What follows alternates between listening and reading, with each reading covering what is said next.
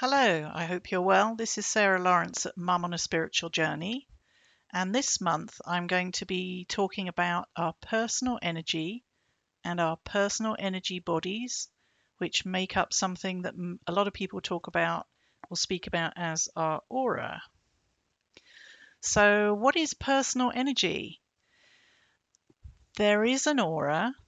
Most of us kind of start with the chakras, but we also have a personal energy field that actually surrounds us and expands out from us, anything from 2 feet around us, all the way around us, sometimes up to 30 feet all the way around us, depending on what we're doing with our energy. So we're going to look into that a little bit more today. We're going to figure out why we're all so different when it comes to energy and energy systems, even though our systems are technically all the same. And then we're going to find out what happens in brief when our energy merges with someone else. So our personal energy field is actually electromagnetic, just like the Earth, which is surrounded by an electromagnetic field, just like any planet, which is influenced by the sun or solar energies as well. So here we are on Earth, this being that's been created by Earth, and we're electromagnetic. Our life force, or chi, when we're incarnated into a body, generates a field around us comprised of several different energy bodies. And sometimes people can sense different aspects of these energy bodies, like how somebody's feeling, for example, which relates to our emotional energy body. And some of you may know about chakras if you've done any meditation work or yoga or other types of focused energy work. The chakras you can think of as bundles or centers of energy which are focused on a particular area of the body and may relate and have connections to the different energy bodies as well. So what's next with our energy bodies? Well, people in meditative practice soon find out that there's more than just one energy body, even if we kind of understand at this point in time that there are 7 different chakras. They can relate to 7 different types of energy bodies. So we have these energy bodies expand all around us. They're not just located in one area of the body because the whole thing generates our personal energy field or aura. So we have a physical body, which you can think of as being created from our life force, from our fact that we're actually living in our body, and our DNA and our cells are active, and our mitochondria in our cells are active. And there's this whole physical body energy, which is about the personal presence of an individual.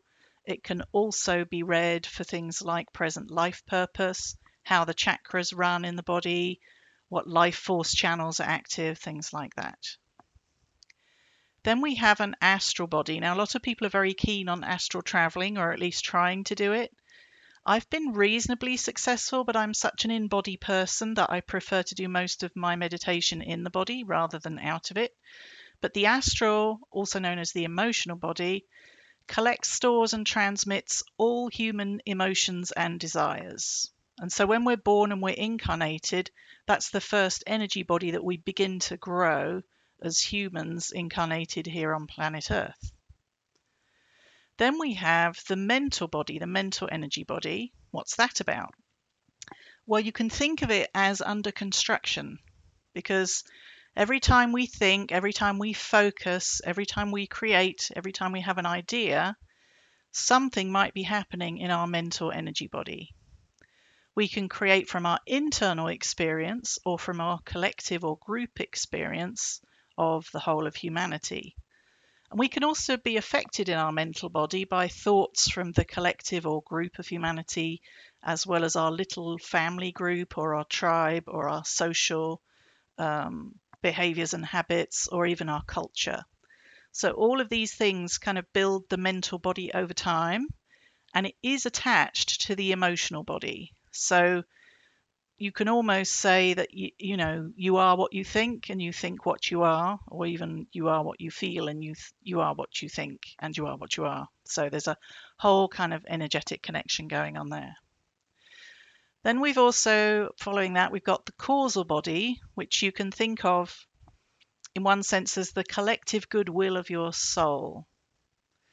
And so this is a kind of a storage facility, but it's also an energy holder of all the things that we create in this life through our actions, our emotions, and our thoughts. And this is actually what gets taken with us in energetic form when we pass on or transition. So that's the causal body. Now, you may or may not have heard of the Buddhic body. Probably the Dalai Lama is pretty familiar with this one if you hear any of his talks about his meditation techniques. But think of it as a higher vibrational resonance of the astral or emotional body. So there's a connection there. So when we go into higher states of feeling or sensation, or maybe we have a bliss experience in meditation, we may well be activating or be experiencing a sense of our Buddhic body. Next comes the atmic body, and this is a higher vibration of the mental body. So the Buddhic body is a higher vibration of the emotional body, and then the atmic body is a higher vibration of the mental body. And so some people kind of refer to it as the higher self, which is also our intuition. But it's very much about being able to connect with our divine mind, a sense of our soul, a sense of the higher self, intuition, synchronicity, all kinds of those kind of things. And then last but not least, there's the monadic energy body, M-O-N-A-D-I-C, monadic. And this surrounds and supports all the above energy bodies, so it's kind of like a system that holds everything together, a bit like an environment for software, if you like. And so the monadic body supports all the other energy bodies from the cellular level upwards. So physical, astral, mental, causal, Buddhic and atmic are all supported by the monadic body. And then the monadic body kind of connects to the bigger ocean, if you like, of our Akashic records, past lives, and our soul groups of origination. So those are all the different bodies. What's even more interesting to learn is that we all have the same energy systems that run in our bodies, because we all know we have the same circulatory systems, the same lymphatic systems, so on and so forth, the same cellular systems. Yet why are we all so different when we generate energy as an incarnated being? Well, this is because at the soul level, when a soul incarnates into a body, it has an individual blueprint, which is made up of 8 different divine energy types in different proportions for every single soul that's incarnated. So 8 different ways that you can express your energy in different energetic or even percentage, you can think of it, type proportions. Then we come, certainly in this part of the galaxy anyway, from 24 different soul groups. So do the math, 8 times 24, already you're talking about a lot of differences. Then into that equation, we're going to add our own personal soul vibration rate, which relates to our experiences through many lives, what karma we've managed to clear, so on and so forth, and what level of awareness we've reached at this point in time, which is just simply a place on our energetic journey.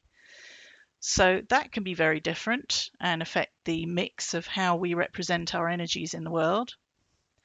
And then last but not least, through human design, you can think about having an electromagnetic imprint for this lifetime, which your soul has chosen, so that this relates to how your genes express themselves, what life purpose you have, what tasks, what life themes or lessons your soul wants to experience this lifetime. And the human design chart itself, there can be a trillion, or trillions, I suppose, of different combinations. So if you wanted to actually try and sum up, even purely on planet Earth, how many different types of energy expressions there are just of human beings or humanity, we'd be going into one of those very long numbers with no endings on it. So all of this affects our energy. Remember also our past lives affect how we're expressing our energy in present life. We've also chosen a particular genetic inheritance as we incarnate into this life. and all of our different life experiences. I always like to say we're all sitting on the same bus but in a different seat. So from our perspective and our life experience, things are different. And of course, as I mentioned before, any karma we might have created. So it's a lot, and that's why we're so different. When we get close to somebody else, we can start to feel their energy if we have any energetic awareness. So aura merges or personal energy field merges can actually start from up to 30 feet away. So you could see somebody walking at a distance down the street and maybe start to have a sense of who they are as an individual. As we get nearer, more like 24 feet, the more we can sense about an individual. Now, when we live in big cities or big crowds, we subconsciously filter all this information out. Our brain kind of does that for us because it would just be overwhelming to try and process all of that about all these individuals in front of us. At 18 feet, the nearer we get to somebody, the more we can sense, notice, or feel. And at 12 feet, this is where we can start to become very easily aware of someone's energy, maybe even catch on some of their thoughts or intentions. Now, this could be from body movement or the fact you know the person, but there is also an energetic component as well. And then when your aura merges at 6 feet distance or less, the real question is, are you influencing them or are they influencing you? What happens when the two of your energies merge? So, just to summarize, our personal energy field or aura is an electromagnetic field generated with our life force when we incarnate. Our personal energy can merge with others from 30 feet apart or less, and in fact more with remote intention, because sometimes if you talk on the phone, you get very connected with somebody, even though they're not in the same room, and you can start to tune into each other energetically.